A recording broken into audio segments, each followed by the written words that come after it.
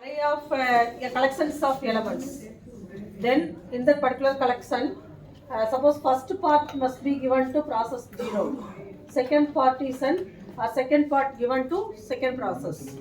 It will be useful when we are doing some array kind of processing, where we have to distribute the array of n elements. So it is available at the center side. So the root process is having this data and number of elements to be transmitted to each process. Then what is the type? And the remaining two, receiver side buffer and receiver side count. These two count must be same. The sender side count and receiver side count. For every process I am going to send 2 data. Then sender side count will be 2. Similarly receiver side count will be 2. Right? And the source, one example we will see. So we are creating one buffer, S buffer of size 4. S buffer of size 4. So 4 elements are there. Then as usual we put MPI unit, MPI communication rank. Then we give the MPI scatter. Actually it is single dimensional array. In the array initialize, while declaring the array itself we initialize it. Right? So the first element is 10, second element 20, third one 30 and 40. Next we are executing MPI scatter. First sender side buffer, starting address of that particular buffer. Now I am having 4 elements. I am going to send 1 element for each of the process. So the sender side count will be 1. Number of elements I am going to send. Then the data type integer. Then this buffer is receiver side, they are going to receive 1 data, right? If it is more than 1 data, here also we need 1 array, right? Now I am sending 1 data for each process, so it is going to receive only 1 integer. So this R buffer is simple integer variable, not an array. If I am going to send more than 1 element, then the receiver buffer is also 1 array, right? Then number of elements to be received, then data type, and now the source will be processed with the rank 0, who is going to do the distribution, right? Then communicator 1. Next, this MPI scatter function will be executed by all 4 processes, but in process with the rank 0, it will act as a send. A process with rank 0, it acts as a send, but it is sending different data. In broadcast, the same piece of data is sent to all others. Here, different part of the data sent to different process. That is the difference. But at the sender side, it is like MPI send in process with rank 0. In other process, the same MPI scatter function will be executed, but in that case it will be equivalent to receive, MPI receive, right? Then as usual, normally we will do the IO operation in one of the process. So they are going to verify if my rank not equal to not my rank means it will be what are all the process involved here? Not my rank. It is equivalent to my rank equal to 0, right? Then it is going to print a buffer of 1, buffer of 2 and so on. Then along with the process rank and buffer, right? So you can do the write operation in any way, but the thing is we are going to distribute a part of the element to different process. If I am going to transmit 2 elements to each of the process, what do you have to do? I am taking 8 elements here. Then R buffer must be declared as 1 array because it is going to receive 2 elements. Receiver side, every process they have 1 R buffer which is like a private member for that particular process. So we need 1 single dimensional array of size 2. Then the scatter function will be here 2. Similarly at the receiver buffer 2. And here we have to use starting address of the array. So address of R buffer of 0. Address of R buffer of 0. So now every process, they will receive 2 elements in their own R buffer. Ma'am, sender side 3 போட்டுட்டு receiver side 2 அப்படி போடலாமா? So the sender side count and receiver side count must be same. Mainly it is meant for if you have a vector addition. You have to add vector A and B, both having n elements. And if you are creating multiple process, we can make one process to add the first few elements summation. A0 plus B0, A1 plus B1. Then another process it can do the addition on the remaining set of data. So for such application we can go for this scatter function, right? Say for example, I am creating 2 single dimensional array, vector AB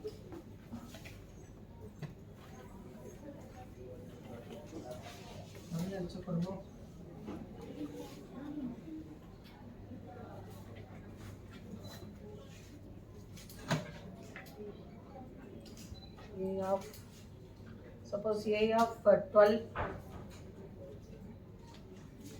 the 16. I am going to create 4 process and B of 12, and we have to get the input. So getting the input must be done by in specific process. So maybe process 0 can get the input for A. So if my rank equal to 0, I am going to do the scanf function to get the data for A and B. Better you can get the input from keyboard, or else you can initialize the array. Because normally when you are going to test the parallel program, we need large volume of data. So they will initialize the array, right? So you use scanf or else array initialization. Say for example, I am using for I equal to 1 to 16 or 0 to 15. A of I is initialized with I. We put simply the element I in A of I. Then B of I is initialized with I star 2. I star 2. Some initialization we are doing. Or else you can put a scanf function. Then we are going to distribute the elements to all other process. How many elements we can distribute? Total elements 16. If you have 4 process you are going to create, then we can distribute 4 elements to each of the process, right? Normally when you execute the scatter function, the first part of this one,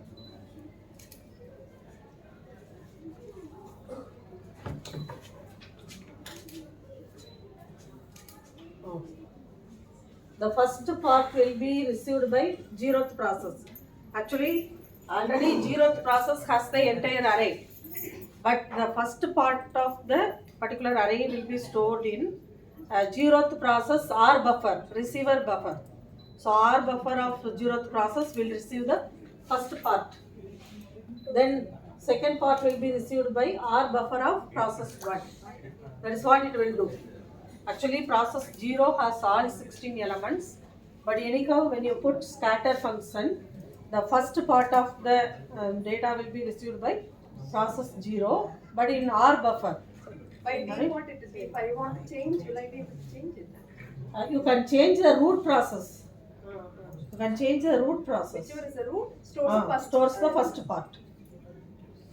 Okay.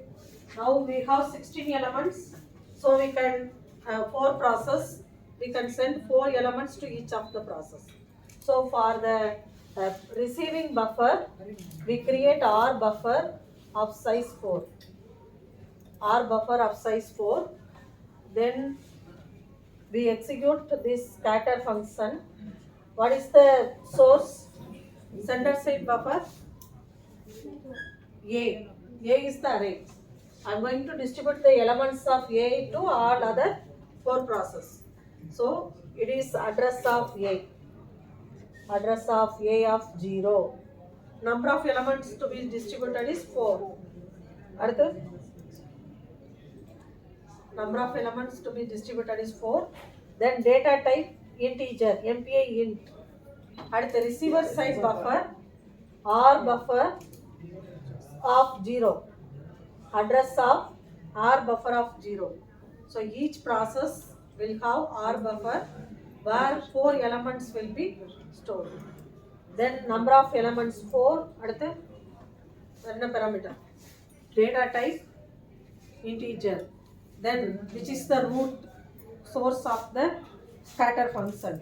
0th process. Then the communicator word.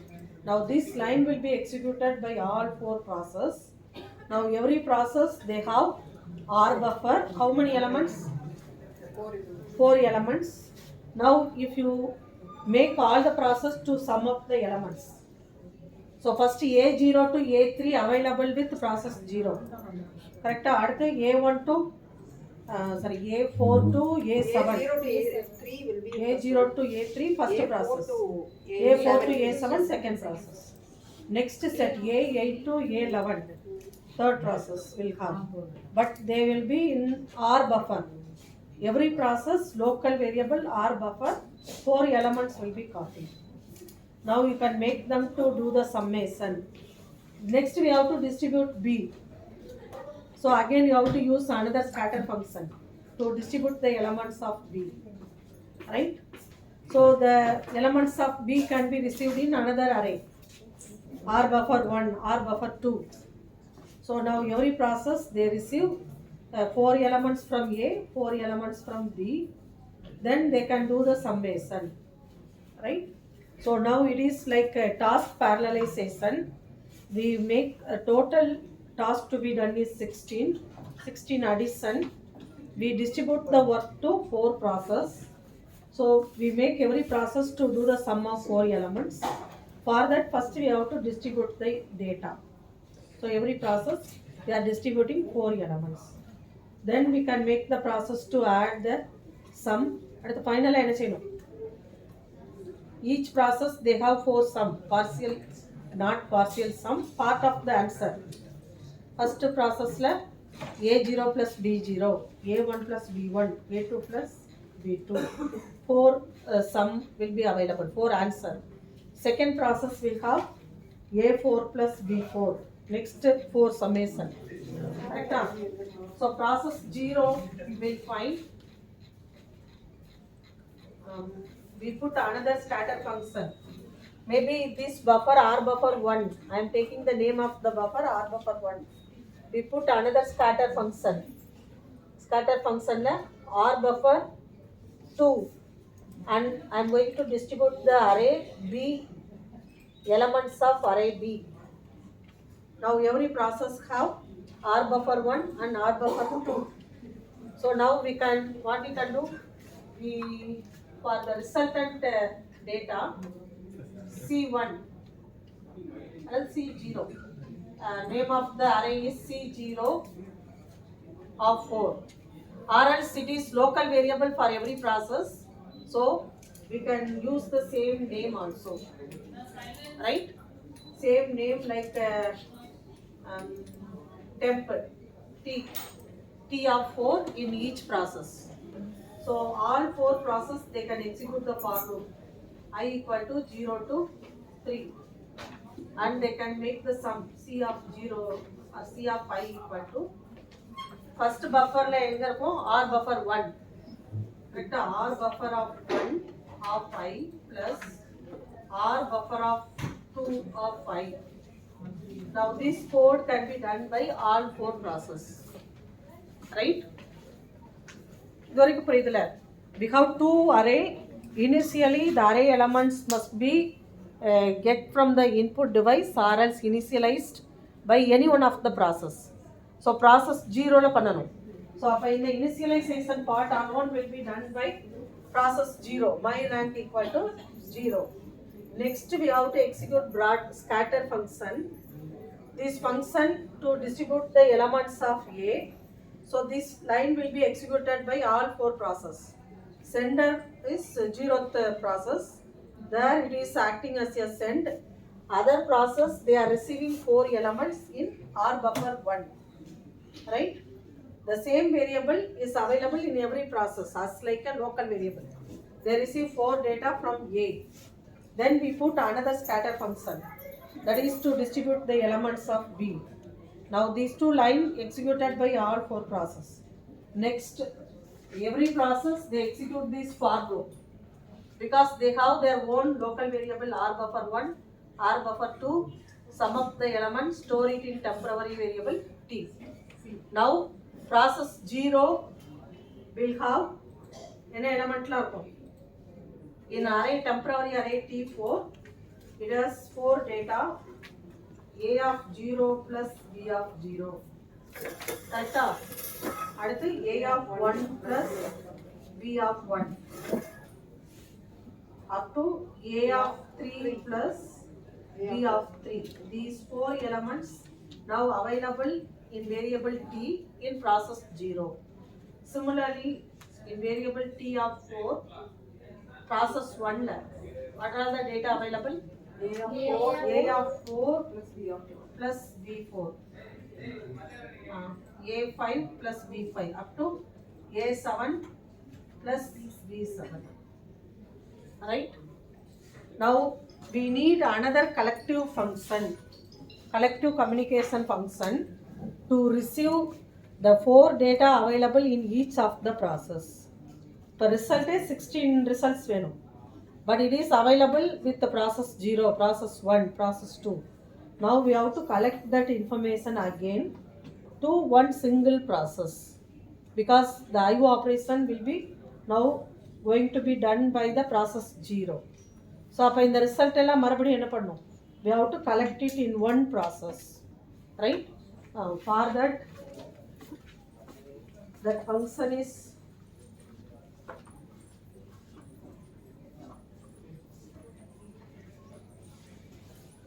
MPI scatter, we have seen.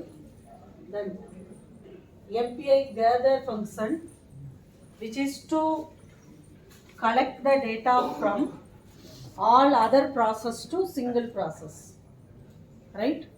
It is the reverse of scatter, to collect the result calculated by every process into single process.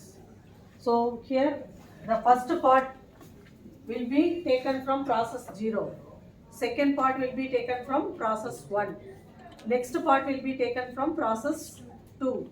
So it will accumulate first 4 elements, next 4 elements, next 4 elements, so that all 16 elements will be received by process 0.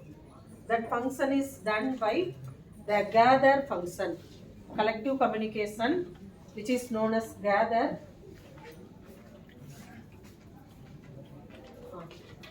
Now what are the arguments you are going to pass?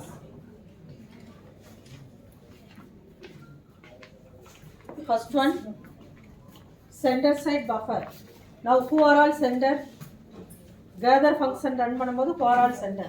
P1, P2, P3, P4. All 4. P0, P1, P2, P3. All 4 will act as sender. And who is going to receive the data? P0. In order la receive பண்ணும் first P0 data, first part. Next P1 data, P2 data. So it will accumulate those things into single array, right? So sender side buffer, and how many elements it is going to send, then the type of data, at the receiver buffer, R buffer, R count, and type of the data, then who is going to receive all the data? Root. Now root is the single process who is receiving all the data. Root process, then communicator name, right? So here number of elements in the send buffer. எத்தனை element இருக்கும் ஒவ்வொரு ப்ராசஸோட send பஃபரில்? இந்த எக்ஸாம்பிளுக்கு each process has 4 elements, 4 answers, right? So that is the count 4. That will be received by a single root process in order, first part, second part, third part. So it will collect all 16 elements in one place, right? அப்ப இந்த எக்ஸாம்பிள்ல அடுத்து என்ன போடணும்? இத முடிச்சக்க அப்புறம் என்ன போடலாம்? MPI யார் இப்ப டேட்டால கலெக்ட் பண்ண போறது? MPI gather. Zeroth process will collect all the elements in one single buffer, because after collecting 4 elements from each process, it needs a buffer of size 16. Process 0 alone will do the work, so it needs a buffer of size 16. So we are creating an array of size 16. Then gather function, center side buffer என்ன வர போகுது? Temporary answer இப்ப எங்க இருக்கு? 4 elements. Temporary answer T. Array name T. So from array T of size 4. So அப்ப அதோட starting address of T of 0. How many elements each process going to send? 4. அடுத்த type int. At the receiver, in which variable I am going to receive? A buffer of size 16 we need.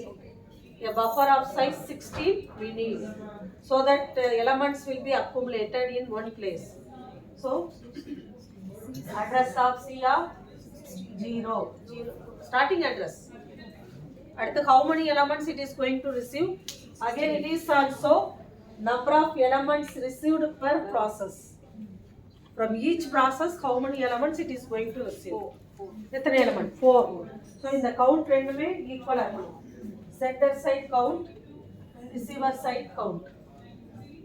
From each process, it is going to receive 4 elements, but the receiver buffer size is 16, because it is going to accumulate 4 from each process, right? அடுத்து, which is the root? Who is the data type?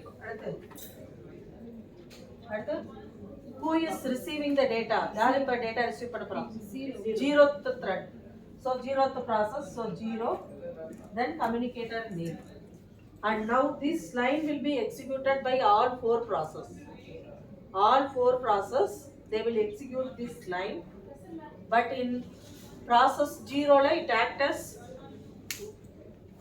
data va gather பண்றோம். Process 0 க்கு. So process 0 la it act as receive. Process other process la it act as send. Okay ma? Scatter function la we distribute the data. இப்ப 16 elements split பண்ணி we distribute to 4 process. Data va distribute பண்ணோம். So they can do their calculation in that particular part alone. At the receiver side, we have to receive that partition of data, resultant data is generated by each process. So they are accumulated in one single array. So array size C வந்து 16, but it will receive the data in order. First process 0 turn, at the 1, 2, 3. So it will have the result in array C of 0 to 16 elements. So we can make the process 0 to print the data. அப்ப இங்க என்ன பண்ணோம்? If my rank equal to 0, that printf must be done only by that particular process. Because now process 0 has all 16 elements, resultant array C, so it can print the elements. So here this line will be executed by all the process, all 4 process, but in process 0 it acts as receive, in all other process it acts as send. Okay ma? So distribution of data is done by scatter. அடுத்து result calculated by every process will be done by gather function. So gather will gather partial data generated or calculated by every process in one place. Okay ma? So it is reverse of that function scatter. Now one example. Here we take only the gather function, right? Better you can see this example, you can do this example problem. Do the vector addition of element 16 each. A is the first vector, B is the second vector, each having 16 elements, and we are going to use 4 process. If it is extended to 8 process, then what will we do? You have 16 elements, 8 process. Each process they can do for 2 elements, 8 process. So 16 by 8, each process they can do the sum of 2 elements. So the data will be distributed to all 8 process. 16 by 8 potting, each will receive 2 data. They will calculate to sum A0, B0, A1, B1. Then it must be again gathered using gather function. Okay, ma'am?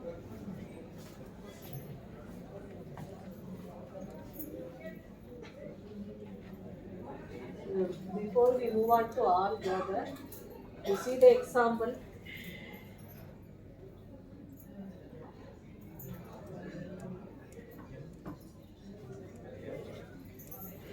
Sum of n elements.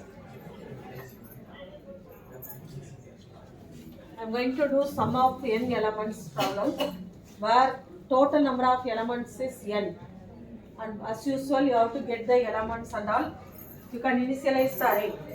Here I am using scanf function to receive the data from keyboard. So these things will be done by one process. And now suppose I am creating, size is the number of process created. Size is number of process created. Is it okay? Size is the number of process created in the communicator group. So n by size will give what is the number of elements received by every process. For total n equal to 64 at pro. You are creating 8 process. Each process will receive 8 data. So local n will be the number of elements to be received by every process. We are going to distribute the data from process 0 to all other. So total number of elements n divided by communicator size putting up. It will give how many elements to be distributed to every process. So local n is the number of process to be distributed to every process. For data distribution, first I am going to distribute the value. What is the value of local n? It is single value. That value must be available to all other process. So we use broadcast function to distribute that local n, that count, to all other function using broadcast. Now the source will be 0. So all 8 process will execute this, but they will, process 0 will send the count, other process will receive, right? Then to distribute the data, original array is A. I am going to distribute local n number of elements to every process, and they are going to receive in array B. All other process they use temporary array B to receive the data. So how many elements they will receive? Local n number of elements. Okay, ma'am? Then here I am doing partial sum of, say for example 64 elements are there. Process 0 will find the sum of first 8 elements. Process 2 will find the sum of next 8 elements. Next you will have sum partial sum 8 process, 64 elements, 8 process. So partial sum 64 elements distributed to 8 process. Each will find the sum of their own collections of 8 elements. So 8 partial sum will be there. And now process 0, it has to receive the partial sum calculated by 8 process. So using gather function, it can receive, right? So in the you complete this using gather function, right? But we are using another option.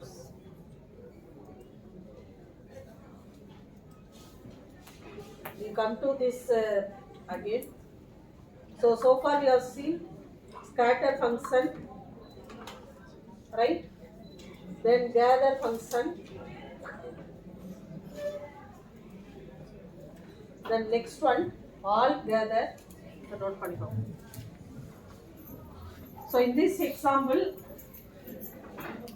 we make process 0 to receive all elements, all 16 elements. If you put gather function, a single process will receive all the data from others. It will construct the resultant array C of 16 elements. So it will print it. Sometimes we need the resultant array C in all 4 processes or all 8 processes, right?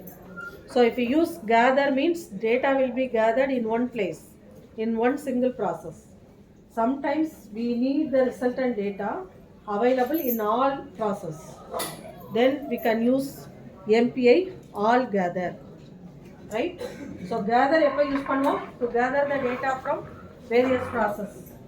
If you want to do the same thing for all the processes, so எல்லா processக்குமே we need the resultant data. Then we have to use MPI all gather. Now if you do this, only difference is in the previous case only process 0 will gather the data. Now all process will gather the data. MPI all gather will be executed all 3 processes. The resultant overall array will be available in all 3 processes. Okay, ma'am? So the API, all other arguments, sender side buffer, count, type, receiver side buffer, count, type, except source, right? So if you use gather function, we have to specify who is going to receive all the data. Now all process going to receive the entire collections of 16 elements. So you no need to specify that rank, except that parameter rank of the process which is going to receive the data, because all the process will act as the receiver. They will receive the data from all others, right? So the resultant array of size 16, this array C of size 16 will be available with all the process if you use all gather. So on the parameter மட்டும் தேவையில்லை, that is communicator my rank, source rank is not needed.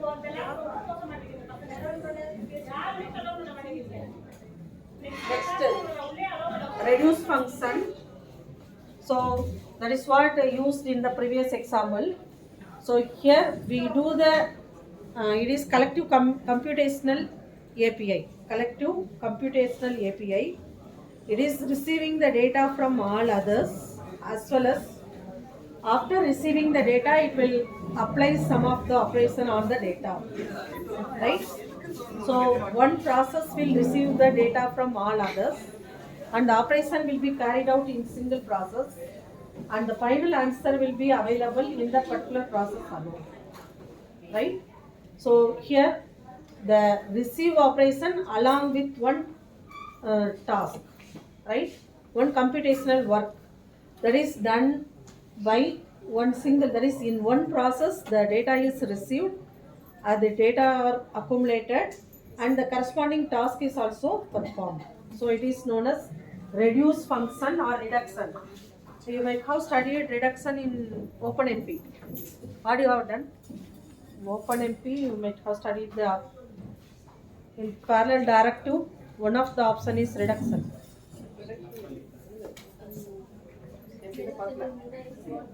There are a lot of classes in the OpenMP directive, parallel directive. One of the option is reduction, right? So it is equivalent to that reduction operation where the data is received by all other process. Once the data is accumulated in one process, that particular operation is also carried out, right?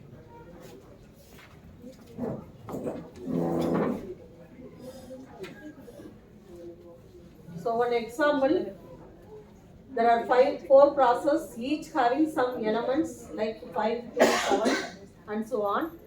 And for this MPI reduce function, I am going to specify summation, MPI sum as the reduction operator. MPI sum as the reduction operation. So the process 0, it will receive the data, then it will do the summation. So first it will receive 5, then next it will receive 2, so 5 plus 2 will be added. Next it will receive 7, so 7 plus 7. Next it will receive 4 from this process, then it is added. So the final answer is available with the process 0, right? So MPI reduce function is equivalent to one single process receiving data from all others, along with, that is after receiving the data, whatever the operation you are specifying, like MPI sum, in the API itself we have to specify. So it will do the corresponding addition or summation, right? So the parameters will be sender side buffer, then receiver side buffer, then how many elements it is going to receive. Sender side buffer, receiver side buffer, how many elements it is going to receive, then the data type, then it is additional parameter where we specify after receiving the data what task to be done, addition or finding maximum, finding minimum. Only few operators you can use. In OpenMP also, only few operators you can use it as reduction operator, right? So here we have to specify what is the MPI operation to be carried out after receiving the data. Then in which process the accumulated value will be available. In which process the data is received and summed, or else data is received and added. Then the communicator name, right? So now all other process, they are sending some data to process 0 where it will be accumulated, added, and the result will be available in process 0. So now the MPI reduce is equivalent to send. For other process it is send. For the process 0, it is equivalent to receive followed by addition. Okay, ma? Receive followed by addition operation is equivalent to MPI reduce. So find the example. And only these kind of operators are allowed. These kind of operation are allowed in MPI reduce. It can receive n elements from all the process, and it can find which is the maximum, MPI max, MPI min, MPI sum, and product. Only these kind of operations are allowed in MPI reduce function.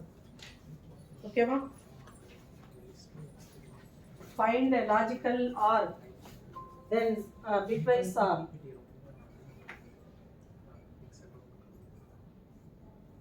The example ke pehla.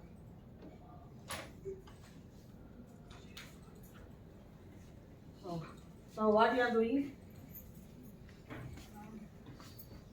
The example enna paathom. Every process they have one local sum, right? So total n elements scattered to all n size number of process. Each process will receive local n number of elements. First local n நம்ம broadcast பண்ணோம் for all the process. Next every process will receive local n number of elements from array A. Then every process will do this for loop. Sum is the local variable for every process. Sum is the local variable for every process. So private variable for it. So it will find the sum of 4 elements. Each process will have one partial sum in this variable sum. Now all those partial sum must be added in one place, right? That is done by MPI reduce. In the MPI reduce function. sender side buffer, then receiver side buffer, how many elements it is going to receive from every other process, and finally what is the operation it is going to do. After receiving the data, it will do sum. Then here you have to include the rank of the process 0.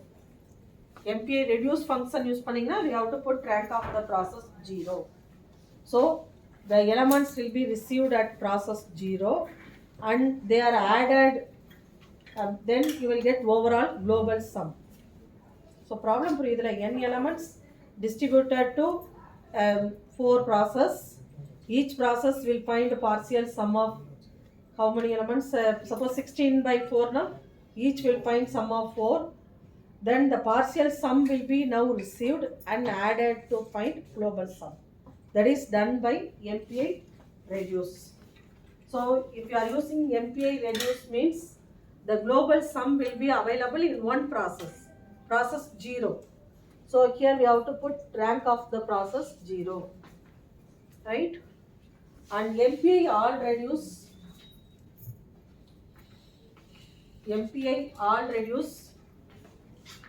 here every process will receive the data and the summation will be done in every process. A partial sum from every process will be received by process 0, process 1, process 2. In every place, the summation will be carried out. So the final answer will be available with all 4 processes.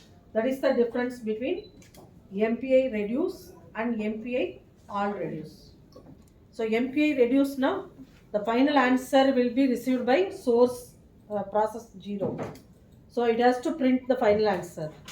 MPI all reduce means all process will receive the data and the global sum will be available in all the process, right? So you can take this example, vector addition and sum of n elements, and try with all options, scatter function, then gather, then all gather, reduce, and all MPI all reduce, right?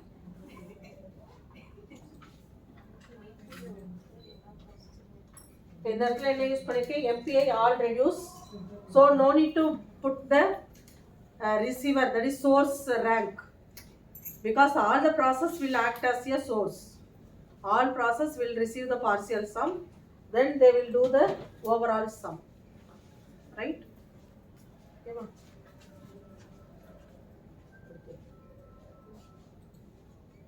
Can you try with this example first?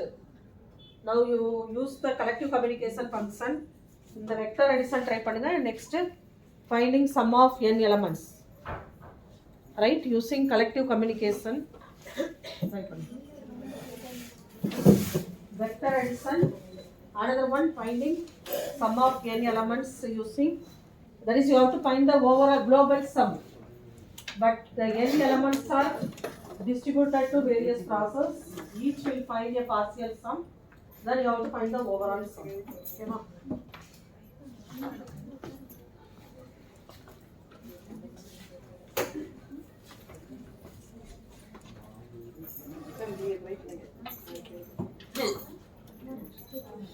Vector addition pe in the board level code use paniko. How to fill the parameters. Vector addition ke a plus b and the vector addition. Global sum ke you have to follow this code.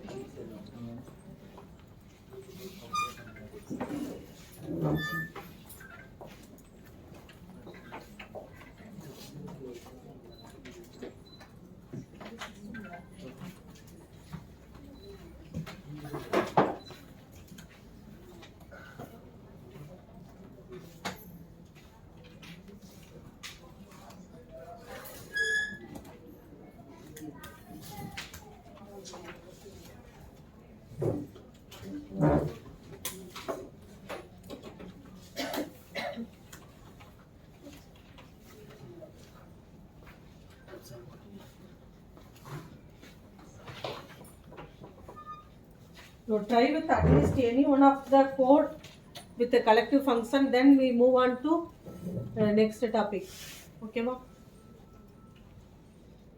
In collective communication, we have seen scatter, broadcast, scatter, gather, then all gather, where the result will be gathered in all the place, all process.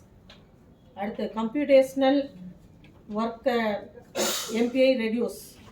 Other MPI reduce and MPI all reduce.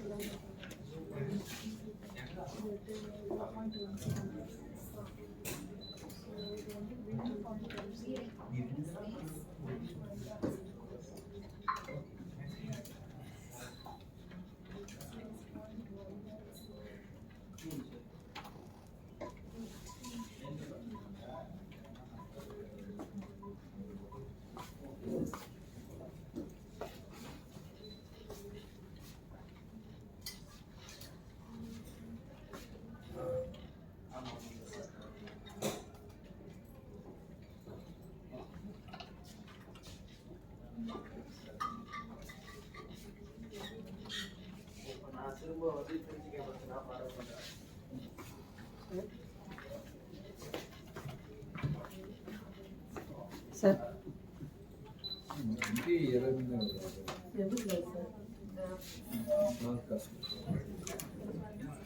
First parameter.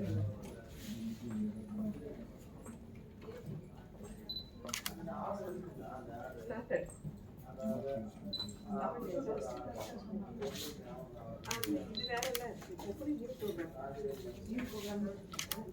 நம்ம வந்து எப்படி error அந்த error file கொடுத்துருங்க. First parameter என்ன sir? ஆனா broadcast பண்ணுங்க. அந்த error ஒன்று வாங்குறீங்க, அந்த வேரியபிள் கூட தேவையில்லை. நீங்க அப்படியே டெலிட் பண்ணுங்க. எப்படி பிராட்காஸ்ட் அது அப்படியே எப்படி பிராட்காஸ்ட் வந்து ஆரம்பிச்சோம். ஃபர்ஸ்ட் ஒன் வந்து அட்ரஸ் ஆஃப் பஃபர் ஆஃப் அது single dimensional array sir. Buffer array square bracket தரப்படுது. Single dimensional array. அடுத்து number of elements to be broadcasted. என்ன பண்ணுறது? நம்பர் ஆஃப் எலமெண்ட்ஸ் எத்தனை பண்ணுறது? பஃபர் 8 அந்த 8 எலமெண்ட்ஸையும் பிராட்காஸ்ட் பண்ணுறீங்களா? கேரக்டர் இது அப்போ 0 இருக்குது. நான் இப்போ ரன் பண்ணுங்க.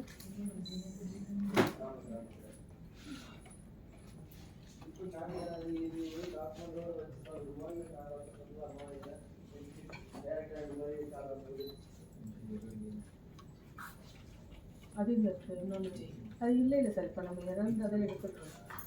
The variable நம்ம யூஸ் பண்ணலாம்.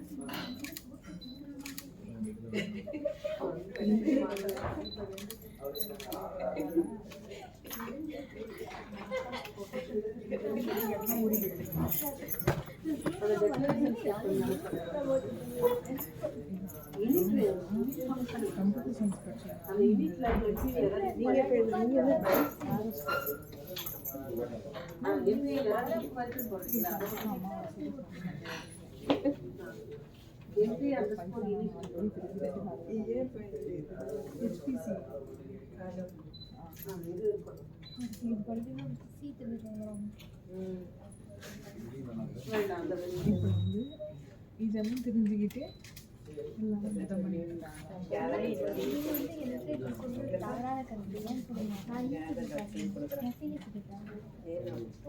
உங்களெல்லாம் நீங்கள் கோடிங்கே பண்ண மாட்டீங்க, உங்கள் சென்சார்லலாம் ப்ரோக்ராமிங்கே வைக்க மாட்டீங்க.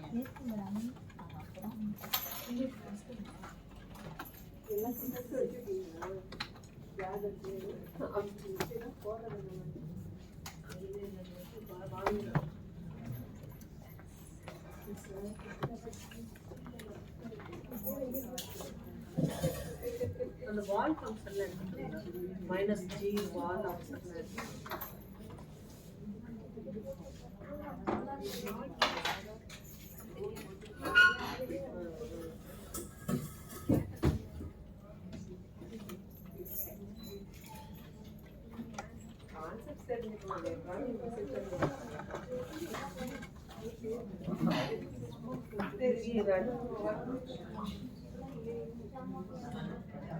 Minus n option.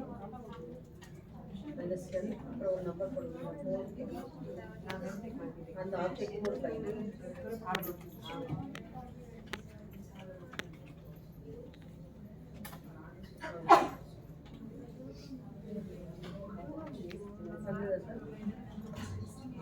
MPA என்ன பண்ணீங்க? எக்ஸ்க்ளூட் போடலாம், நீங்க என்ன பண்ணீங்க?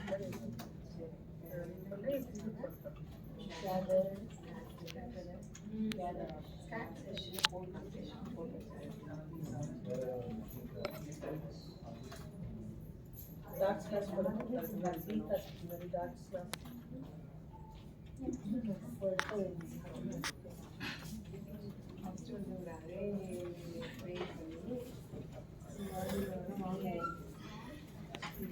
நம்ம அடுத்தது போயிடலாமே. ப்ராக்டிஸ் அப்புறம் பண்ணுவாங்க.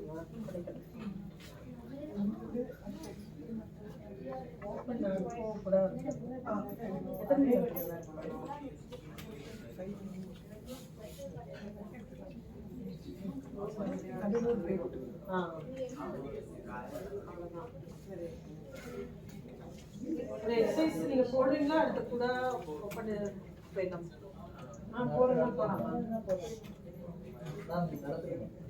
நீங்க அடுத்த கூட ஆமா.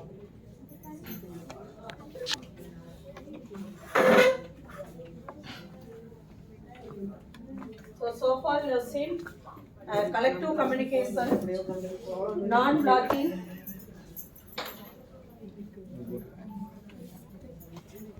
another example is discussed by matrix vector multiplication. So suppose you take 4 cross 4 matrix and a column vector 4, matrix vector we need to multiply. So here the work is distributed to n number of process. So first row given to first process, second row second process. Like that, first we scatter the data. Then every process they do the partial calculation. And once again they will be gathered in one process. So here we use MPI, scatter and gather. Hello, sir. Sir?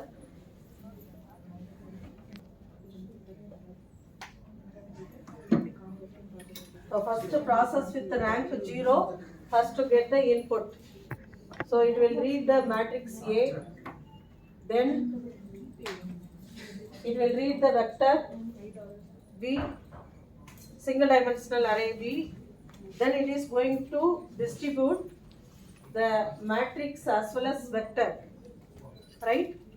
So here the matrix will be, that is row number and column number must be available to all other process. So we do broadcasting of R and C, right? So now R and C will be available in all the process.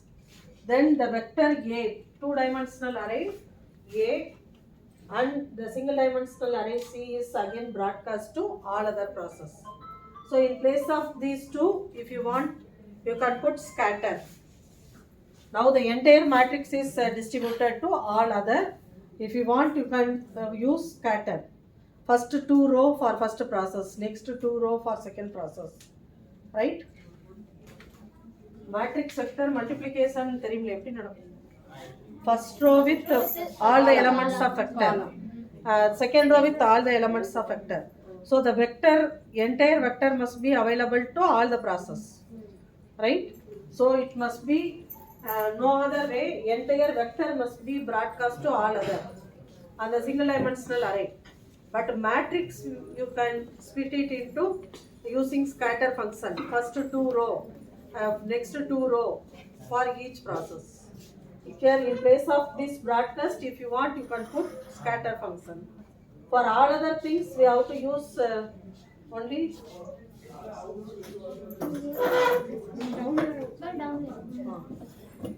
for all other things you can use broadcast. Every process they receive local n number of calculation they are going to do. So this for loop will be executed by all n process. They do the partial sum of local n elements, partial calculation of local n elements, and it is kept in the array y. So maybe first process 0 will do for summation, 4 elements y0 to y3. At the second process will do 4 summation, y5 to y7. So the resultant array is also a vector. Result is also single dimensional array, right? Then all the process they are going to print their own local y0 to y3, y1 to that is y is 4 to y7, their local y. And the next, it must be gathered in one process. The answer must be gathered in one process, process 0.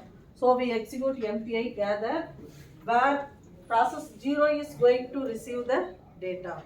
So result is one temporary array which is going to receive all the elements. It is available with only process 0. So it is going to print this, right? So gather is executed by all n process. Once you complete gather, process 0 will have the entire result in process 0 alone will have the entire result. So if my rank is equal to 0, I am printing the result. Instead of that, if you put MPI all gather, MPI all gather, all n process they receive the entire collections of result, right? Then non-blocking communication, non-blocking collective communication, we use the same syntax, but the name of the function is MPI I broadcast, as like MPI I send, MPI I receive, MPI I broadcast, MPI I scatter, MPI I gather. So it is non-blocking collective communication. So here the syntax will be same, only the last additional parameter we use MPI request. Then in the code, what we will do, once you call the MPI broadcast, immediately you have to call, it is non-blocking communication function call MPI underscore I broadcast. Then you have to call MPI underscore wait. So that is the only difference. The functionality will be same for blocking and non-blocking collective communication. Here after every function call, the MPI underscore wait function must be called. Okay, ma? With this we stop this one. And in recent edition there is one collective calls with variant. So here the MPI scatter itself is modified. instead of passing 4 elements for every process, in some applications, for first process we may pass 4 elements. Second process we may send 8 elements.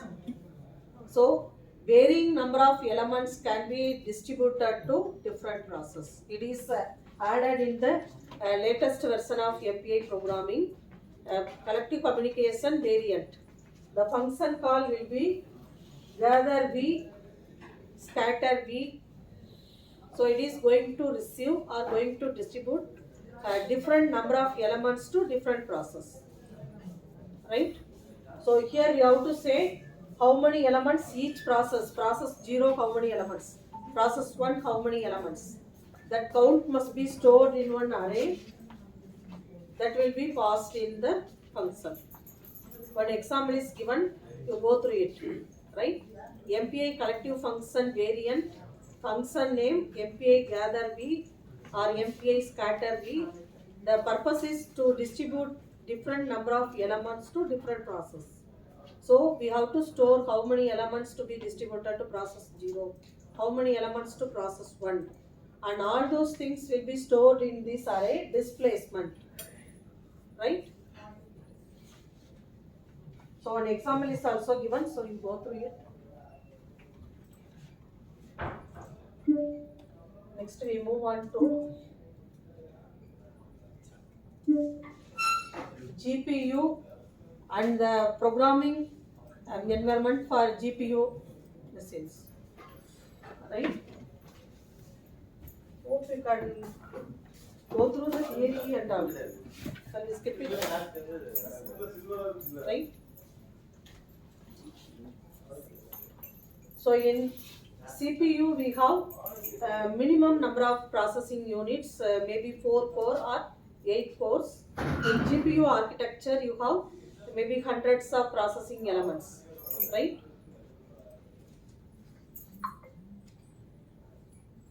So less than 20 cores are there at the maximum in ordinary CPU machine.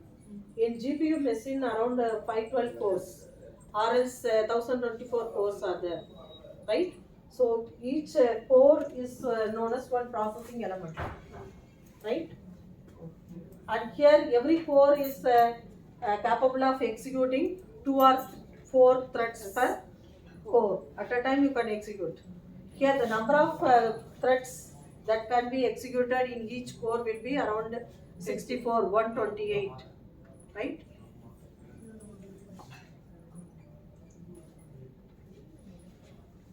So because of this processing capability, so the compute unit of your GPU machine, then your memory. So actually you cannot run any program or any application directly on GPU machine, right? Whatever the application you are going to execute, it must be through the CPU machine, right? And this machine along with the associated memory and all.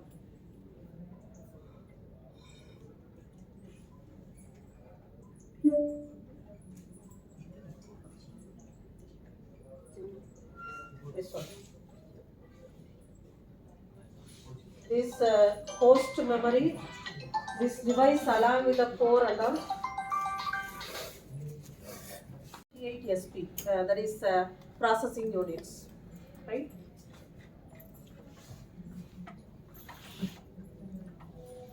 Now we come to the execution model. Here your code will be ordinary code. Wherever you have very computational oriented task, where we need 64-bit floating point operations, where we need texture kind of data processing, right? Only that part of the code will be given to GPU machine, and the GPU processor will do that work concurrently, and you will come up with the result. And other part of the code will be done only by the CPU machine, which is a serial part of the code done on the CPU cores, right?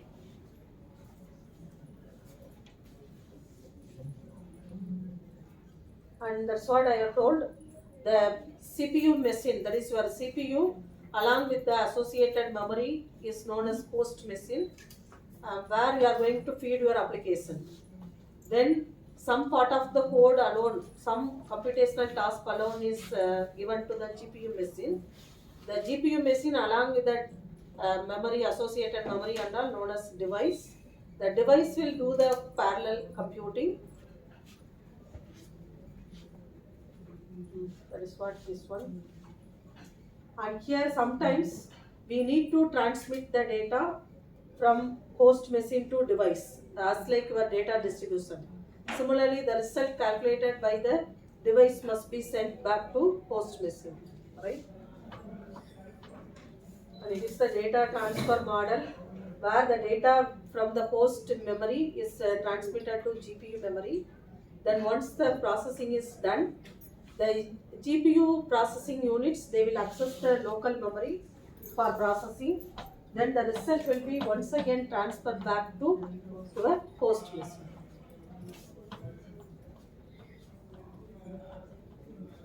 And the general programming model, we call it as general purpose GPU. So it is GPU, general purpose GPU. So the main programming model is one kind of thing, that is low level programming.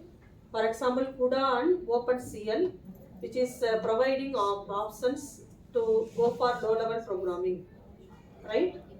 Then your OpenMP and OpenAT, they are having like directive kind of things, as like your OpenMP. You have seen OpenMP, where you have lot of directives, parallel directives and all. Wherever you need parallel code, that directive will be introduced, right? So the OpenAT also similar to OpenMP structure. We have set of directives that will be included in your C program or Fortran program itself, right? But CUDA provide the architecture as well as some collections of API to do parallel computing on GPU machine, right? Similarly, OpenCL is like it is a language, programming language, as like your C programming, but it is mainly whatever the code written in OpenCL will be run on the GPU machine, right? So it provides maximum flexibility for the programmer, right? When you are using directives, it is we have only limited directives and with the limited options. Only those directives can be used by the programmer here when you go for OpenAC and OpenMP, right? And other programming models like direct compute and some other third party, these things are all like additional wrapper, right? They have introduced Fortran, Java and Perl. They have introduced additional libraries that will support your parallel computing, right?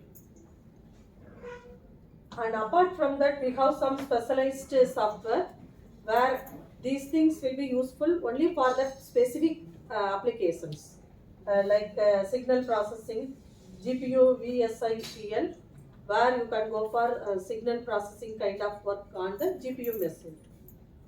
Similarly, like sparse linear algebra, it is another accelerator. It is like a additional tool. So they can be used only for that specific kind of application. Okay. Then OpenCL as like a programming language. Then CUDA, which is providing parallel computing platform along with a set of APIs. It can be included in C, C++ or Fortran code, right? Then similarly OpenAC, it is having collections of directives similar to OpenMP, right? And you might have studied the directives like parallel, those things in OpenMP. So here also we have the similar kind of directives. And the compiler supported are these things, PGI, then GCC, etc. can be used. And it is the model, execution model, where the program, this part of the code is serial code, which will be done by the CPU itself, host machine, and this part of the code alone is done on the GPU processing unit, right? So wherever we need we introduce a parallel region. Here we call it as a kernel code. In open NAC and execution, this is for Fortran, PG Fortran, that is for Fortran code, compilation code.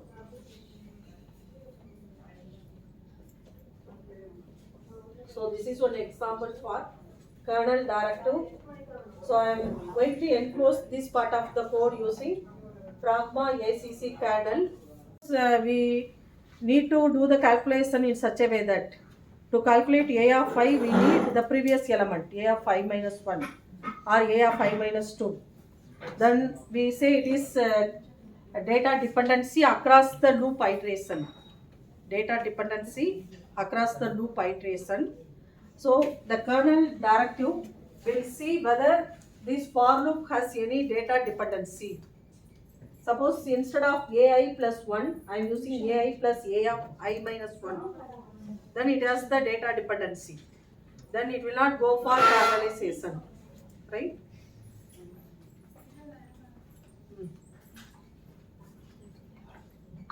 And by default, the data will be copied from CPU to GPU. Once it decides it is a parallelized loop, the loop can be parallelized, then it will copy the data from CPU to GPU, then do the work in the GPU machine. Again, the result will be copied back to your CPU, right? And copy in operation will be done at the statement 14. Here, the array A content will be copied into GPU because we know that this code can be done on the GPU processing unit. Then once you complete the task at this statement number 20, once again the result will be sent back to host CPU. Oh. You can have snacks and come after 10 minutes. Please.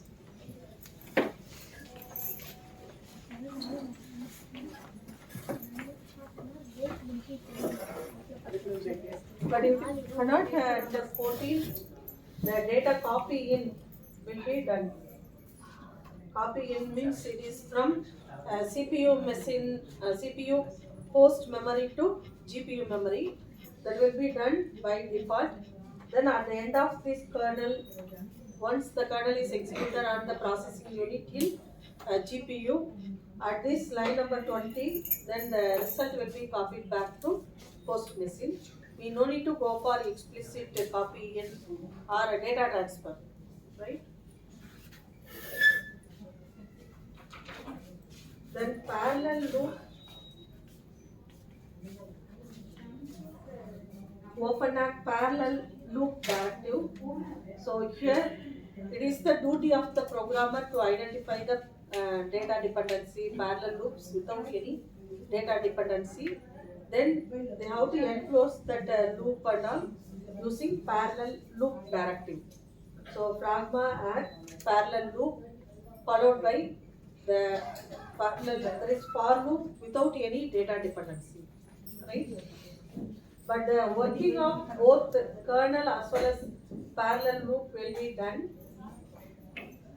in the same way. Execution will be in the same way. But in kernel, if you use kernel directive, it is like a hint.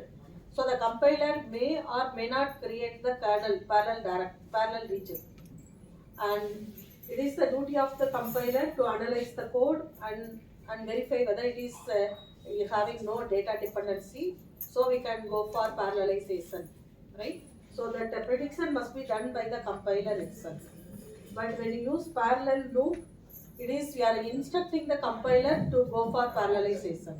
But it is always better to go with kernel, right? Kernel means wherever possible it will decide.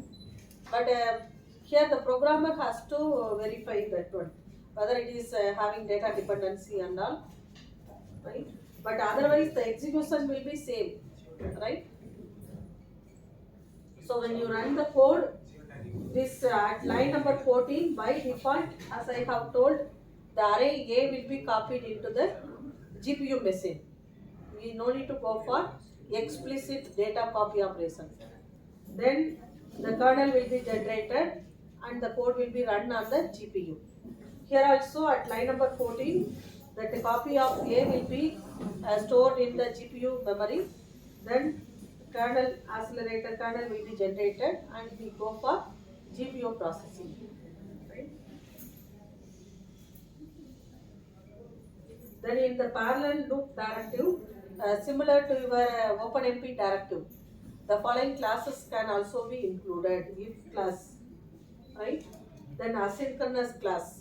This asynchronous class will be to make the kernel to run asynchronously, right? It will be useful when you are using wait directives. So when you go for synchronization kind of things, along with the wait directive, it will be useful. The number of GANs we are going to create. We can explicitly say to parallelize this for loop, we need this many number of GANs, this many number of workers. Like that you can explicitly specify. Otherwise, the system itself will decide the GAN size and worker size and all.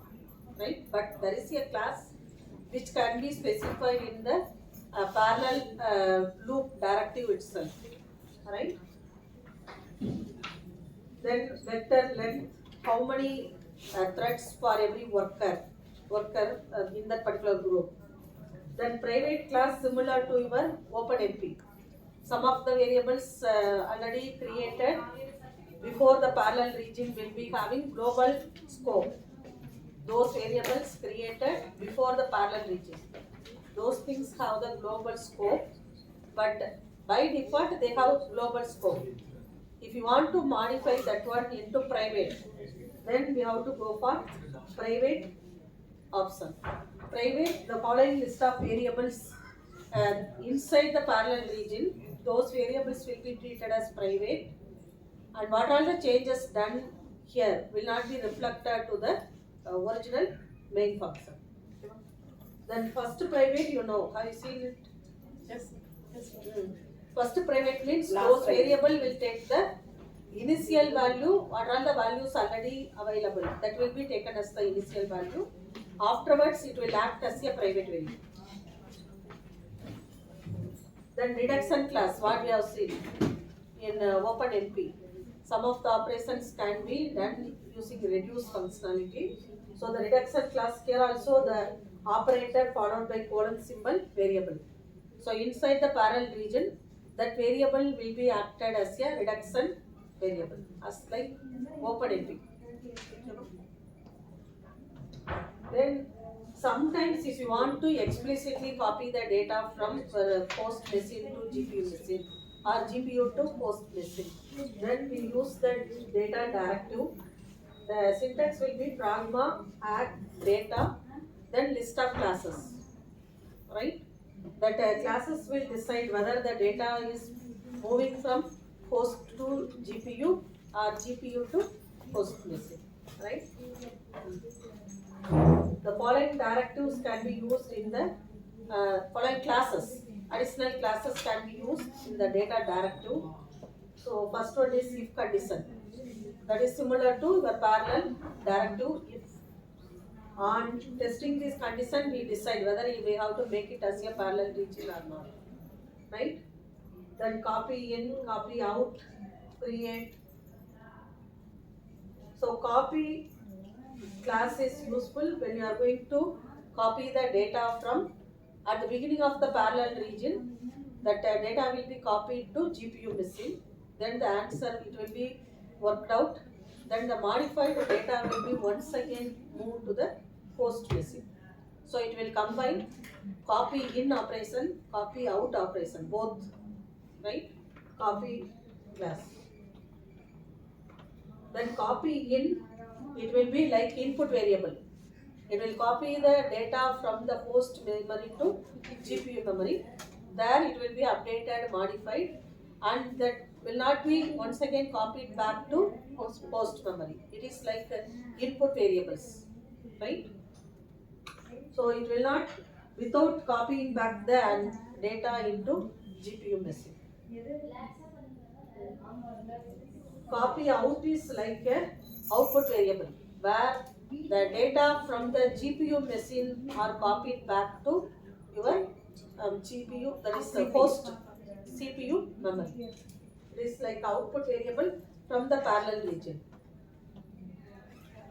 Then create is list of variables we are going to create only at the memory. That is, it will not be copied into the GPU machine, and again the result will not be copied into the host machine. So it will be created only at the beginning of the region as like some temporary variables, and they will be used inside the region. Then it will be omitted. It will be ignored. Then present variable, list of the variable already present on the device. Actually, those variables already they are copied in. Those variables we are going to specify. Already these variables are present in the GPU machine. Those things will be used for the particular region. For execution or for processing, those things will be used. Here also there is no data movement. Here also there is no data movement from host machine to GPU machine. Similarly, GPU to host machine.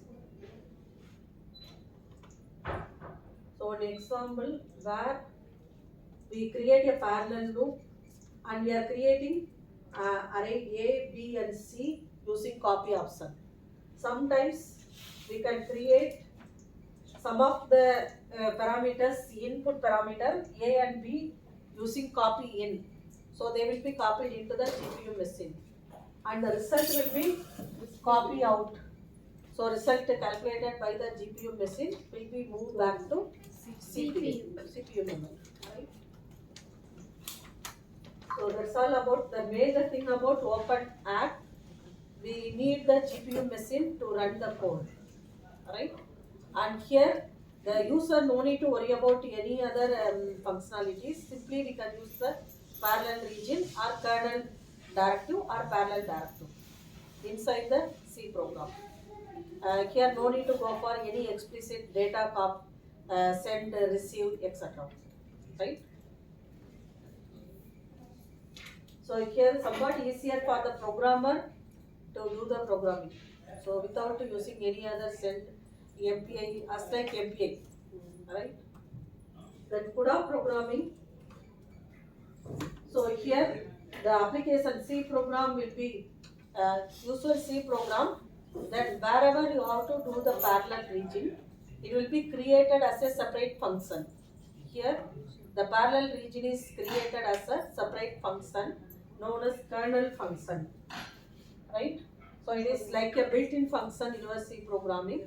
But while creating the function itself, we have to say how many grids, how many blocks, and how many threads we are going to have. All those things we can specify, right?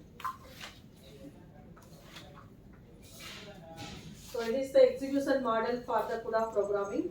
Serial code done in the host machine, CPU. Then wherever you have the kernel code, that kernel function, it will be run on the GPU in a collections of threads, and collections of threads are into a block, and collections of blocks will make a grid, right? So that mapping, what all the work we are going to do, suppose it is vector sum, A plus B, two vector we are going to sum the elements. Then it will do the mapping, A of 0, B of 0, summation will be done by one thread. Then A1, B1 summation will be done by another thread. So it will do the corresponding mapping, right? So here also it is supported in Python, Fortran, C, C++, etc. So when you see the software, we have the host machine device, then thread kernel function is the code which will be run on the GPU machine. Then you know what is a block, what is a grid, collections of block will make a grid. And in CUDA programming, warp is a group of 32 threads, right?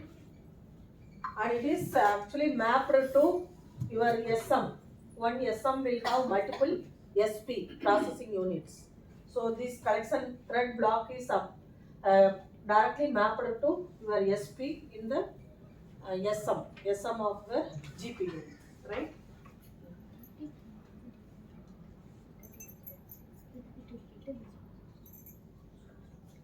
So these things already you have seen.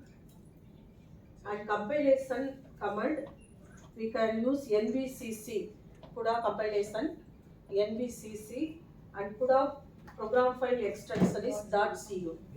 Program file extension .cu. You have to compile NVCC. Then once the object code is created, you can go for /object file name. Right? Both in OpenAC and CUDA. Once the object code is created, then for execution, because it is C program only, so you can go for /object code file name. Right? Then in one example, where we are writing a hello function in C programming built-in function. When you call the function from the main, we have only one thread of execution. So this function will be executed one time. Now if you write it as a kernel function, this one, we write it as a CUDA hello kernel function. Then here, based on the number of threads you are going to create, number of blocks you are going to create, this function will be run on the GPU machine using that number of threads. So you will get the output, the hello world output. This message will be printed by multiple SPs, multiple processing units on the machine.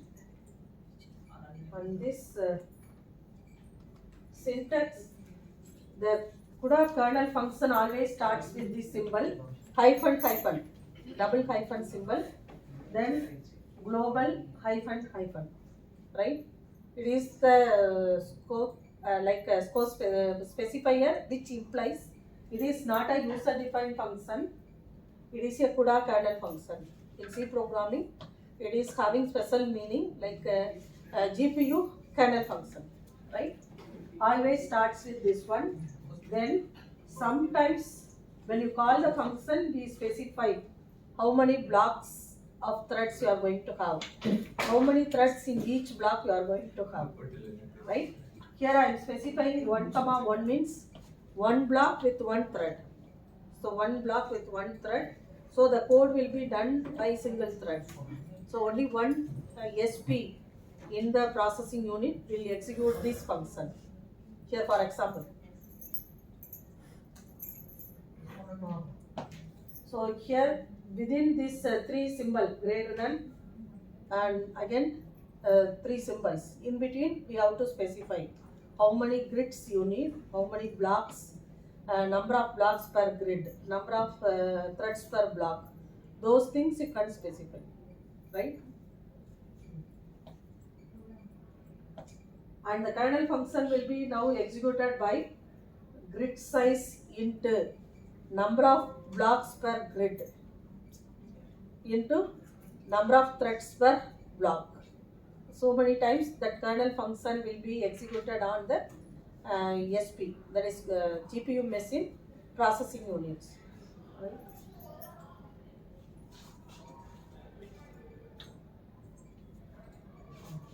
So the execution will be as like your open app. Wherever you have the kernel function call, that part of the code is given to GPU machine. Then remaining part will be as usual serial kind of code done by the host. So one example, we have hello world global, then one message. Then we call that inside the main, we call that kernel function with 1, and this line, once you see this kernel function call, that code will be, that function will be executed on the GPU machine. Meanwhile, this CUDA program which is executed on the host machine has to wait. So that is done by this CUDA device synchronize, which is like a wait function in the host machine. So the host CPU is going to wait until the kernel function is completed by the GPU, right? So it is to synchronize or to ensure that the device has completed the work. So at the end of the host, the CPU has to wait on this line CUDA device synchronize.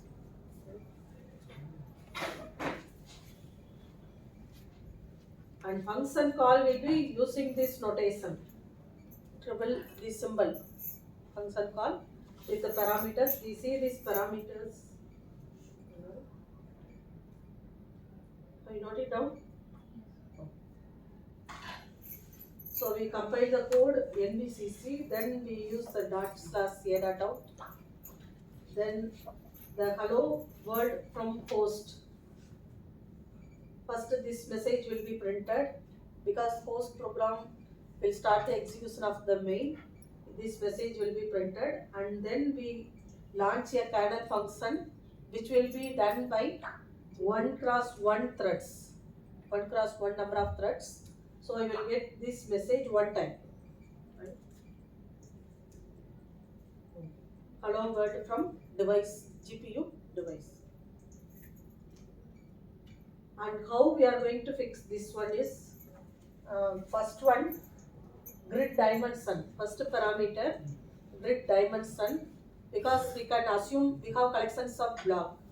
We can logically visualize the collections of blocks as a two-dimensional matrix or a single-dimensional vector, right? Or else it can be visualized as a multiple three-dimensional, multi-dimensional collections of blocks, right? It is logical view. So, but anyhow, the total number of threads will be number of blocks into number of threads per block. That is the total, right? But how we can visualize the grid in 1D or 2-dimensional? That is the dimension size. Then, how many blocks will be there in the grid? How many blocks will be there in the grid? If you take it as a 1 dimension, then in the 1 dimension, how many blocks?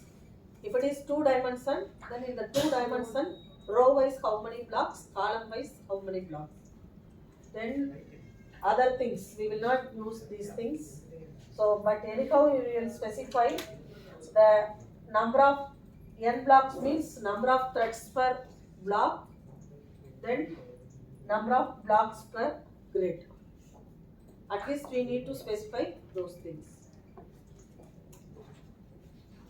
And these are all the built-in variables like grid dimension, block dimension, and thread IDX. Thread IDX.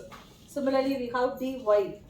If you take 2-dimensional means dy. That is also built-in variables, right? So you can use those variables to map this. Suppose you take a plus b vector addition.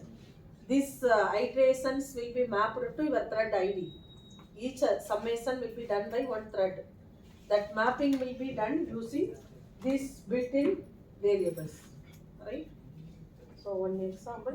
So the kernel may be created as a 1-dimensional grid or 2-dimensional grid, right? And in 1-dimensional or 2-dimensional grid, the blocks may be again created as a 1-dimensional collection or 2-dimensional or 3-dimensional, right? One example is given. 1, 1 means grid size is 1, and this one block dimension x means in x dimension how many threads in that particular block. In x dimension how many threads in that particular block.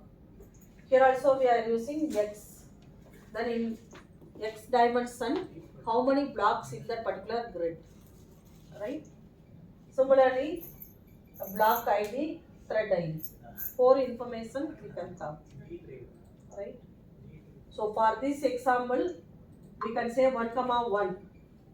In the example, suppose we are creating blocks, 4. Blocks, 4. So here 4 indicates how many threads per block. How many threads per block. And this block is a variable defined. dim3 is, dimension 3 is predefined structure. dim3 predefined structure where I am defining block dimension 2, then 1 cross 1. Like that we define this one. So that value will be taken for this block. So here the grid dimension means how many blocks per grid. how many blocks per grid. This value is how many threads per block. அப்போ டோட்டலாக எத்தனை thread create ஆகும்? 2 cross 4. 2 cross 4.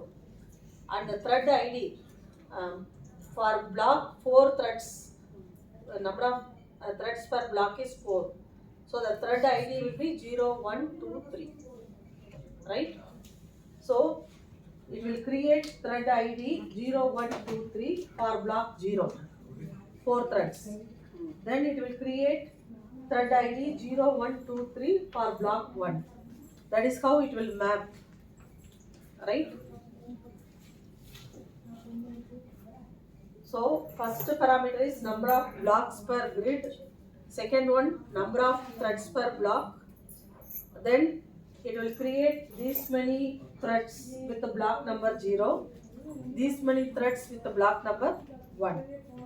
Now using this kernel function, we can execute the function how many times? The kernel function. We can execute for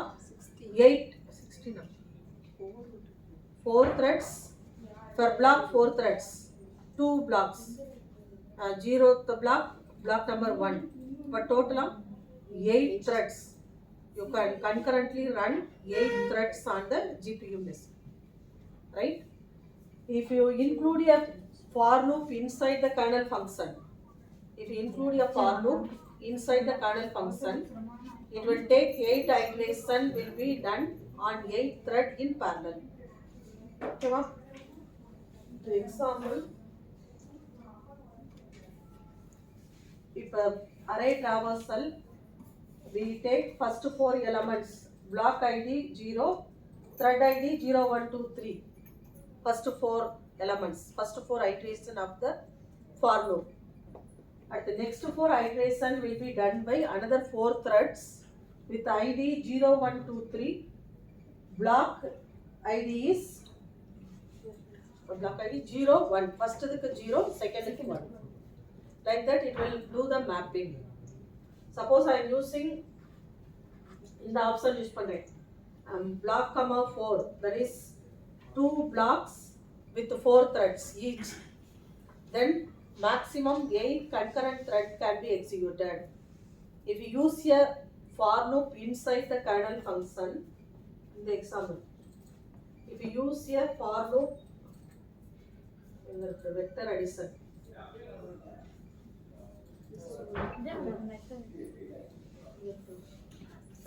this vector addition I am going to do, right? So each of the 8 iteration will be done on 8 threads concurrently on the GPU machine.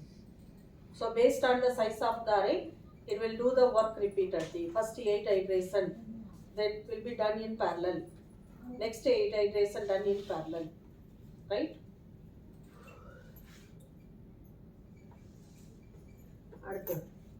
The for loop iteration, that iteration index can be derived using the formula thread ID plus the block dimension பார்த்தோம்ல 0 இருக்கலாம் அல்லது 1, 0 or 1 block ID. அடுத்து it is number of threads per block, that count.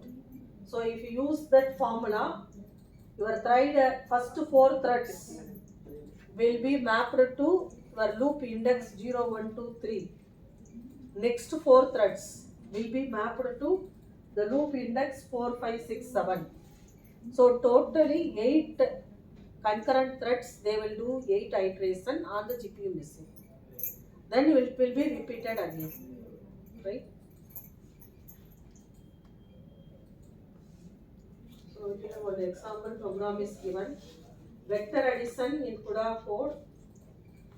So it is a kernel function. Vector addition, A and B will be the vector to be added. Result must be stored in the resultant array. Size is size of the vector. Then this summation A plus B will be done. You no need to write the for loop here, right? You no need to write the for loop here, because based on the size of A and B, this line will be parallelized. This addition will be, it is enough to write one line. No need to go for loop. Because this kernel function will be done in parallel on 8 threads. So first 8 iterations, AI plus BI will be done. At AI plus 1, BI plus done by the second thread. Continuously it is running. So you no need to use for loop explicitly. Because this line will be done on individual processing element based on the index generated 0, 1, 2, 3. அடுத்தது என்னன்னு பார்த்தோம் next 4க்கு again next blockல 4 threads 0 1 2 3 index is 4 5 6 7. So by default it will take that one, right? So no need to go for loop. And here another important thing is how the data will be copied into host machine to GPU machine. Because the vector A and B will be added by the GPU. So first the array A and B must be copied into the GPU memory. Then finally the result must be copied back to host, right? So that is done by CUDA malloc function. Here first. It is ordinary malloc function to allocate memory in the host machine, CPU. So ordinary malloc memory is allocated for array A, vector B and resultant vector in the host machine. Then you initialize the array A and B in the host memory. Either it is initialization or else you get the data from the keyboard. So we initialize the value for host memory. A and B are created. Next,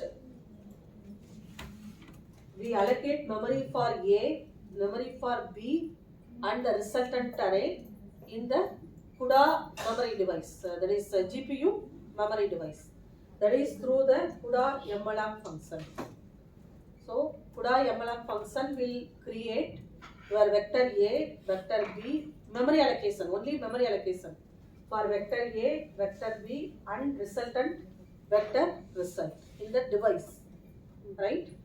Next, we have to use the copy function, CUDA mem copy function.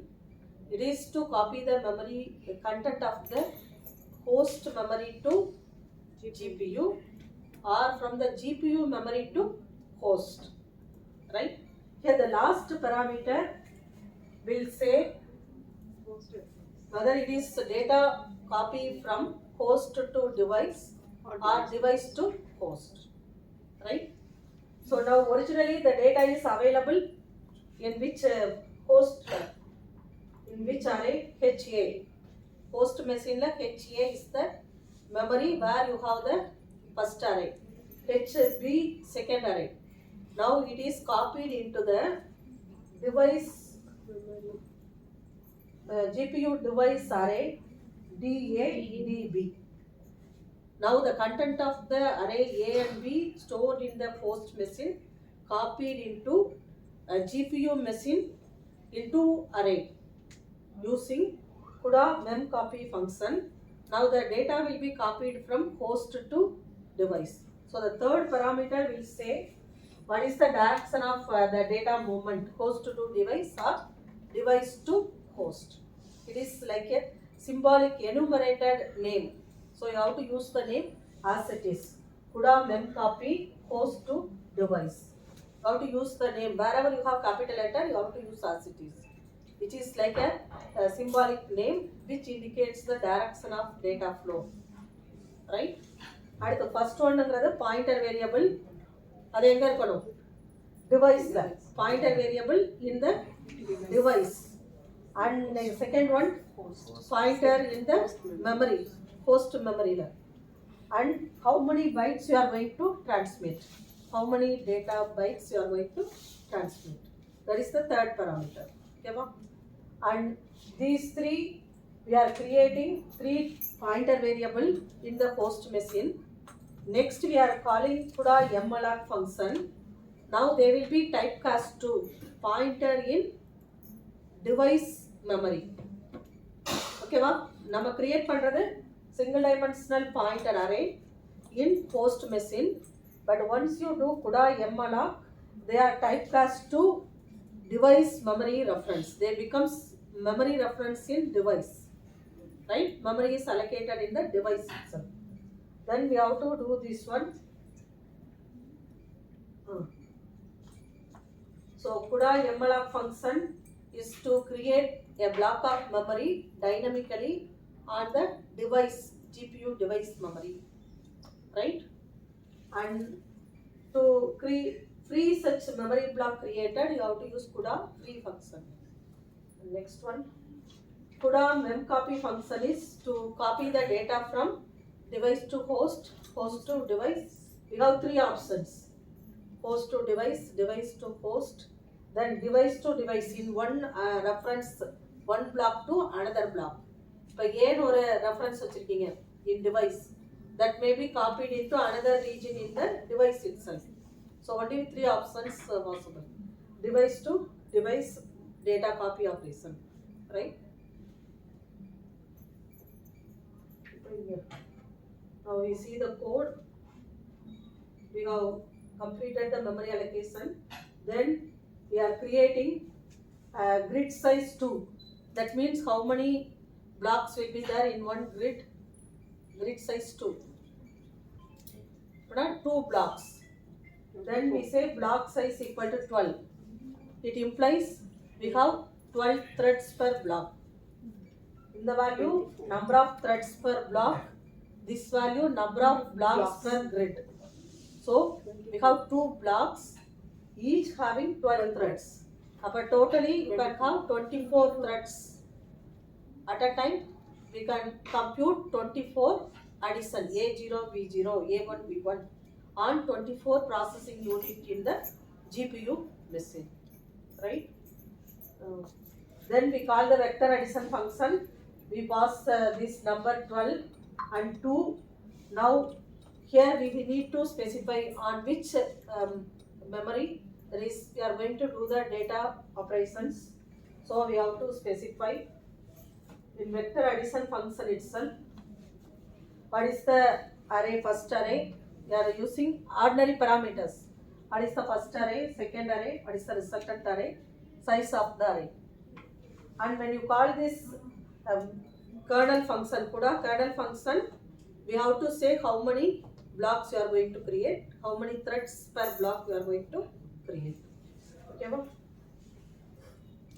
In the function call panapode, grid size and block size, within this symbol you have to specify.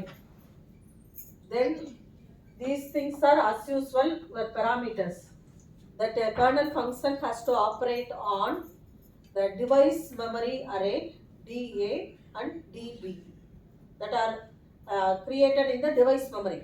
So it will operate on array DA and DB on the device memory, and result will be updated in the device D result, memory D result. So complete panna, how many iterations it will take? If the array size 1000 cross 1000 means maybe 1000, but it will create 24 threads. First 24 threads will do the task. Next 24 threads. Thereby it will complete the task, right? All 1000 iteration will not be done in parallel. Based on the block size and grid size we are specifying, it will take only 24 concurrent thread. They will do the work. The next 24 concurrent thread, they will do the work, right? And once again, once the result is available in D result, it is available in the device memory. So now it must be copied back to your host machine. Then only you can access that data. So we call the CUDA memcopy. Now the direction is device to host. Then we print the result in the CPU, host CPU. Okay, that is like an ordinary array. Okay. So now we are copying from host memory to, that is device memory to, it is source device memory to host memory. Then the host memory elements as usual single dimensional array, you can print it. Okay. Then once you run the code, you will get this result. They are taken vector size only 10. and the vector A and B initialized with these values. So it will do the sum of individual elements using GPU machine. The vector addition is actually carried out by the GPU processing units, right? In between, we are doing the data copy operation from host to device and all. Okay, ma'am? Next step. Sometimes, to avoid this data copy operation, in recent version, right? In earlier version of CUDA programming, they use explicit data copy operation. Now they are introduced, they go for a concept known as unified memory unit, right? So the memory unit is treated as, it may be in the device or it may be in the host, but they consider this one as a single memory unit, right? Known as unified memory device, right? So to allocate memory in the unified memory device, we have to use CUDA malloc managed function. CUDA malloc managed function.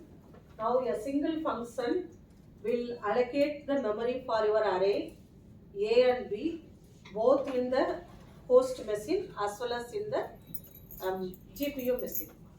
If the kernel function is running, it will access the device memory. If the host is running, it will access the host memory. But the user, we will not realize that one. You no need to go for separate array. 3 array in the device memory, 3 separate array in the device, right? We create one array that will be treated as unified memory. Both the host as well as the device, they will access that memory. And when a host is accessing that memory, it will be in the host machine. They access the block in the host machine.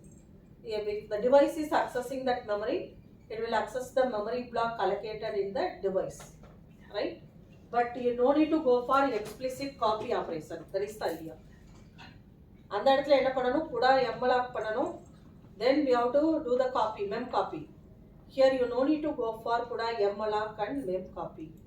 Simply if you create the memory using CUDA malloc managed, then it will be available both for the host machine as well as device. Okay, ma'am? So, the explicit you call panna. Suppose vector x plus y, I am going to find, the answer will be stored in z. So, we run CUDA malloc manage function. We create this many number of cells. So, once you complete this, x underscore p is available in the device as well as x in the host. If you are running the host code, kernel code means it will be done on the device. Then it will access the device memory. Otherwise, it will access the memory created in the host machine itself. So, here you no need to go for explicit CUDA malloc or your mem copy function. That is the idea. So, it is supported only in the latest version of CUDA programming. Okay, this we start the session. So, we have 2 examples both in CUDA programming and OpenApp. If you are able to connect with the GPU machine in the other campus, you can test it. Okay, ma'am?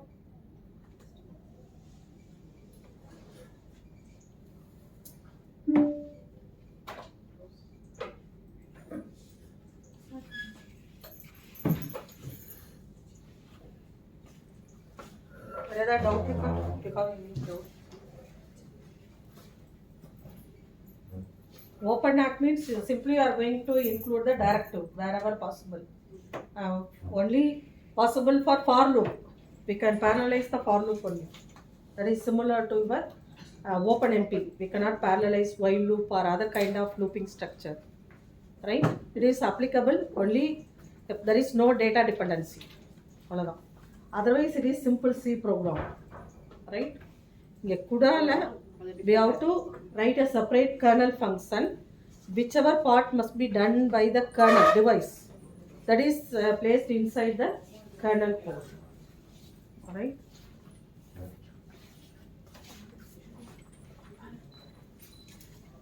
Now we will close. What are the doubts? இன்னொன்று ஆர்ச் sector. So எனக்கு வந்து ரெண்டு module இருக்கு. ஒன்று fluid, ஒன்று வந்து type of data numerical. Numerical தான். நியூமெரிக்கல் வந்து ஒன்று வந்து ஜெகோபியன் ட்ரான்ஸ்ஃபர்மேஷன் இருக்குது, இன்னொன்று வந்து ஆர்டிகல் மெத்தட் வந்து ஃபுல்லாக நியூமெரிக்கல்ஸ் இருக்குது. ரெண்டு இருக்குது என்கிட்ட. இப்போ இது ரெண்டுமே வந்து லூப் பண்ணுறோம் சைமல்டேனியஸாக லேர்ன் பண்ணுறோம். சொல்லணுமா? இல்லை மேம், நான் அட்ஜஸ்ட் பண்ணிட்டேன். சரி. Good evening, all. Our person here. I'm Jay Kumar. I'm doing research as a part-time, and basically from mathematics department. At Crescent University, I'm doing a PhD. I'm working as assistant professor in the King's Engineering College. It's nearby Irnat. So article summary. This article given for us. A survey of compute nodes with 100 T-flops and beyond for supercomputers. Journal source is journal source they given. CCF transaction on high performance computing 2024. This is the page number. So in my team there are 5 members are there. Ms. Maladi ma'am and Boneshwari ma'am, Sangeeta ma'am, and myself Jay Kumar, and then Ms. Sangeeta Sandeep. So the summary here. In the article, it is given the study primarily focused on analyzing the pivotal technologies incorporated with the Summit supercomputer, Frontier, Aurora, EA Captain, and EOS supercomputers. So based on this 5 only, based on this 5 supercomputers, we are going to discuss in this article. Okay, first here we are going to see regarding current status of compute nodes in supercomputers. First we are going to see about Summit supercomputer. So in that, Summit launched by Oak Ridge National Laboratory in June 2018, achieved the top position on the top 500 list at the time. In the 2018, that is first supercomputer. So representing a significant milestone in the exascale computing path by utilizing NVLink consistency bus instead of PCIe bus for communication between CPU and GPU. So within nodes, Summit improved communication performance and scalability. It was ranked 7th in the last top 500. So currently it is a 7th position. The entire system consists of 4,608 compute nodes. From the perspective of hardware architecture, the compute nodes in Summit adopt a heterogeneous approach. Here, previously they used to go for PCI, but here they are using the NVLink. So that is a data zone. That's the most important thing we have to see here. Then second we go for a Frontier supercomputer. So this Frontier developed at the same lab, Oak Ridge National Laboratory, was the world's first exascale supercomputer with a single node computing power over 100 teraflops. Frontier was also the world's second energy efficient supercomputer on the Green 500 list. So at present this is first one in the supercomputer. So here list in June 2022 with the energy efficiency of 52.23 gigaflops per okay. Frontier consists of 74 Hewlett Packard Enterprise HPE KEX supercomputer cabinets with a total of 9,408 nodes. There we have seen 4,000 something. Here it has 9,408 nodes. The CPU and the GPU are connected through AMD proprietary Infinity Fabric interconnect, which enhances them coherence and private unified view of shared memory. Additionally, the Infinity Fabric offers high bandwidth and low latency interconnect channels. So if you go for a PCI, so it will have a low interconnect latency, but if you go for AMD or other NVLink, it will be a high bandwidth. It will have. So that is main important thing we have to see.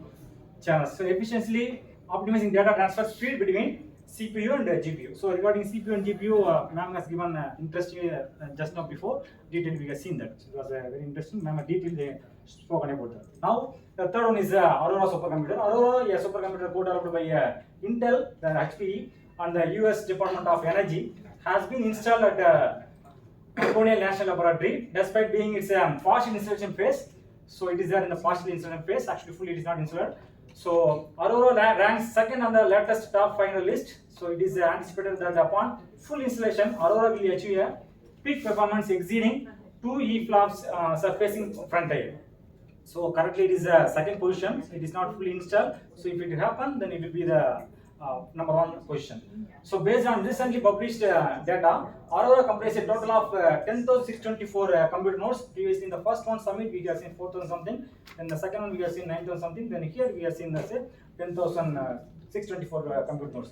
The CPU to GPU connections are established via PCI. Here it is based on the PCI, while the GPU to GPU connections utilize Z-Link. In general, Aurora is equipped with 63,744 GPUs and 21,248 CPU. So as we know that the CPU is as like a chef and GPUs are like a junior chefs. So that is the main idea regarding the CPU and the GPUs.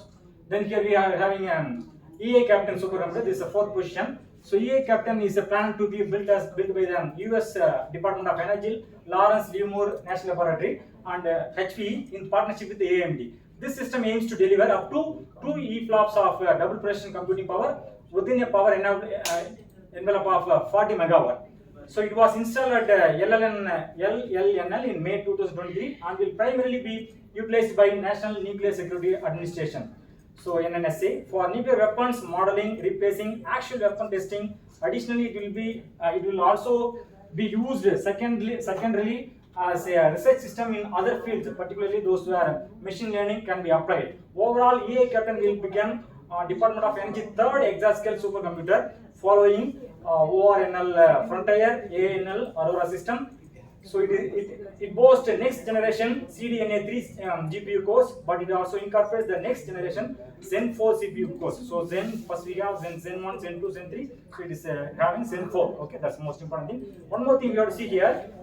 Department of Energy in the US, they are this is the third one they are telling the supercomputer. So they are going advanced in the where as a promoting as a introducing the supercomputer. But where we have to think about that. So that's the most important. The third here they are given it as a for weapons modeling, replacing actual weapon testing. For all that they are using this kind of supercomputers. So that's the most important thing you have to see. Then fifth one is a UAS supercomputer built upon the DGX superboard. NVIDIA will create a supercomputer named UAS, which comprises 18 DGX superboards.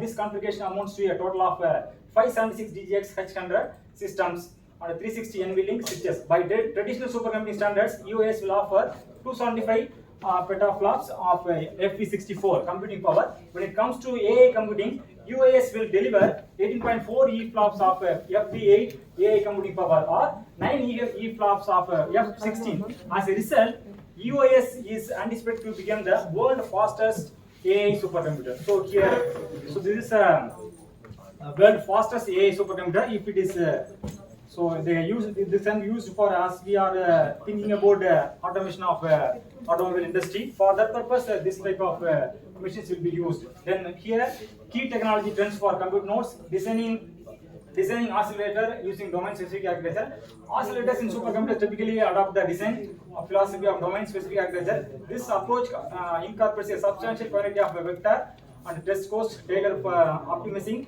high-performance computer and AI application.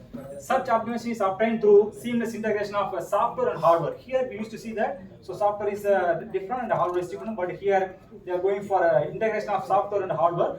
Prominent manufacturers named NVIDIA, AMD, and Intel integrate DSA.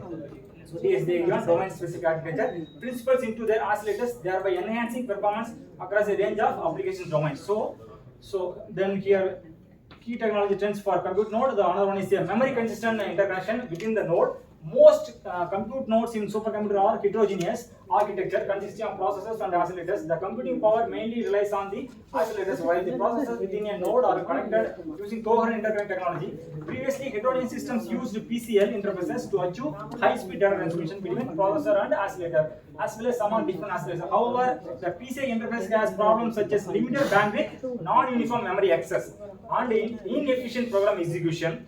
So, to address these issues, major manufacturers have successfully introduced memory consistent interconnection technologies such as AMD Infinity Fabric, NVIDIA, NVLink. Then here, next generation oscillator with heterogeneous integrator. Heterogeneous computing has emerged as a prominent paradigm in HPC, leveraging the unique strengths of different processing elements to enhance overall system performance. In this context, integration of CPU and GPU into unified architecture represents a significant advancement. So this is the most important. Here now we are having CPU and GPU separately. So in the future they are looking for CPU and GPU integrated as integrated core. So that is thing they are telling here. Unified architecture represents a significant advancement. However, there are thread group, single instruction, multiple threads. Execution model imposes specific demands on memory access. Patterns favoring regular and dense computing tasks. Conversely, irregular tasks may not fully utilize the hardware capabilities of GPU, resulting in suboptimal performance. To address these challenges, major design manufacturers have been exploring the integration of CPU and GPU dies into a single chip. So this approach aims to combine the benefits of both processing elements, enabling more efficient memory access and a higher overall performance. Then here, technology for enhancing computing energy efficiency. So at the current rate of technological process in performance, energy efficiency would take about 500 megawatt to build a Zetascale supercomputer. It is equivalent to the output of a half nuclear power plant. So what is the main drawback regarding the supercomputer? It needs more energy. So here we have seen it needs 500 megawatt. So one atomic power station will generate 1 gigawatt, but half of that is 500 megabyte. So more energy will take for the if you produce a Zetascale computer. So that's a drawback. So then here we are having okay.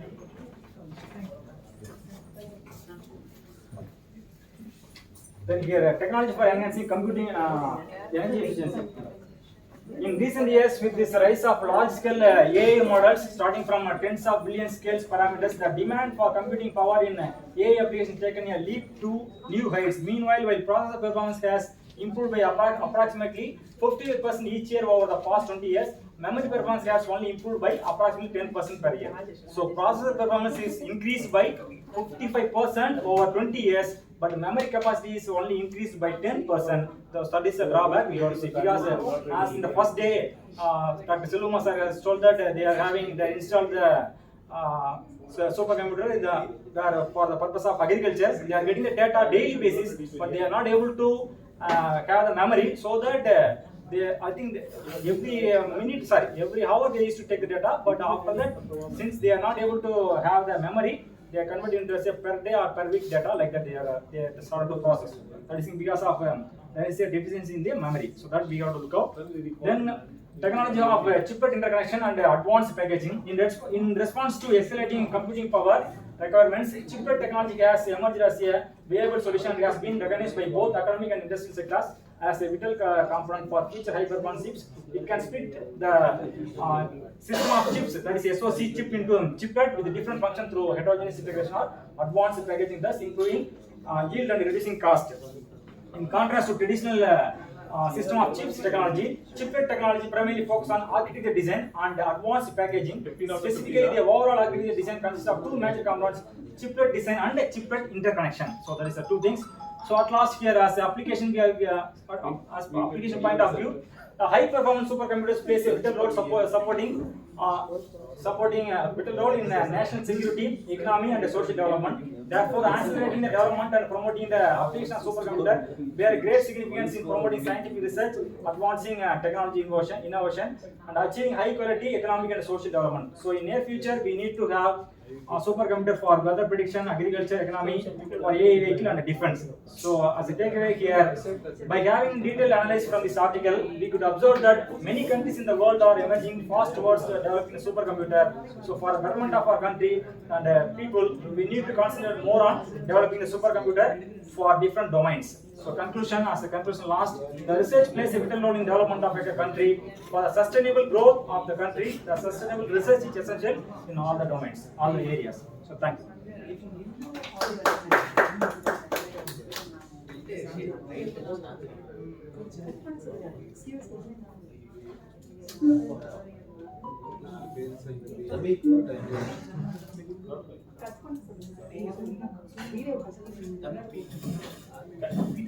Sir, Jaykumar sir, did you identify any research gap in your survey? Different data. Like that, if you go for vehicles, different vehicles are created.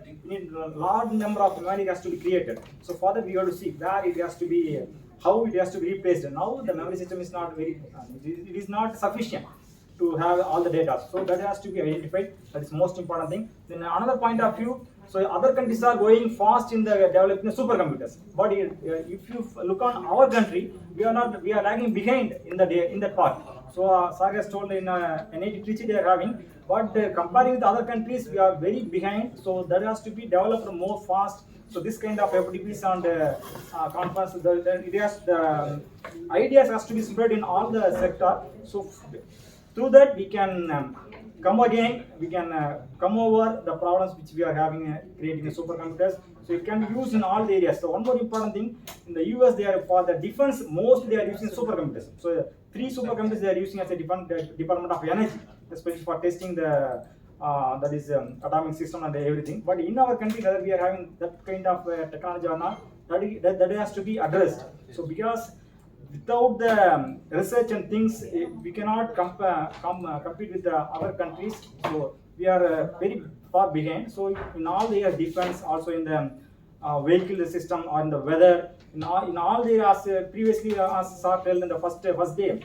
So we are not able to predict the weather conditions properly. So last year in the Chennai and also in the south of our Tamil Nadu, we are not able to predict. So suddenly it is come, heavy rain coming, we are not able to manage. So for that purpose, what is the reason for that? The main reason is we are lagging behind the technology wise comparing with other countries. We are not able to address that. So to clear that hurdles, and so we have to concentrate more on the research. So where how to maintain the data. So if we create the more data, so if you look on even the climate condition, continuously if you approach, the more data will be created. So it will have some cycling. So since the world is rotating, so if you have the very long data, we can correctly predict. So last year it happened like that. So cyclically will come. If you don't have the memories of the data, previously what happened, we cannot correctly predict. So even though it may not depend directly, what is future is not depend directly what is happened previously, but it can be correlated what way it will happen. So for that purpose, the memory is most important thing. So not only in the weather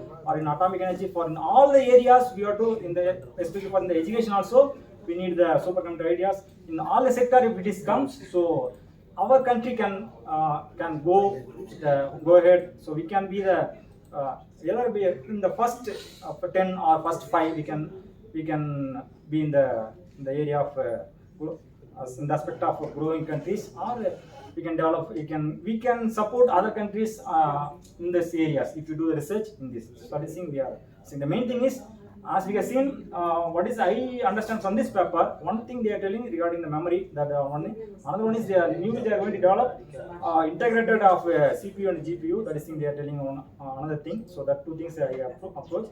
And in our point of view, we have to do more research on the supercomputer, producing the supercomputers. But this idea is not.